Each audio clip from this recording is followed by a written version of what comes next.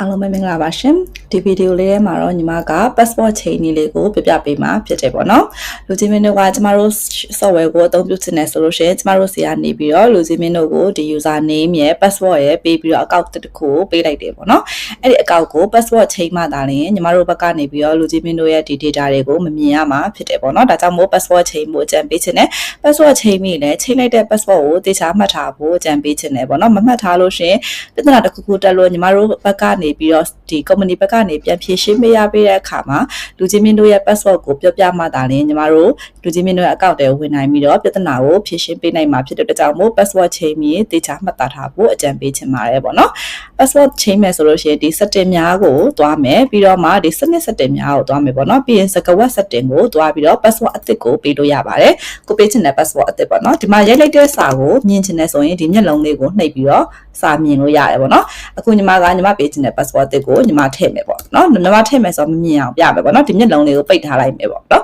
မျက်လုံးလေးကိုပိတ်လိုက်မယ်ဆိုရင်သူအဆက်လေးတွေနဲ့ပြပေးမယ်ပေါ့နော်ဒါညီမပေးလိုက်တဲ့ password ပေါ့နော်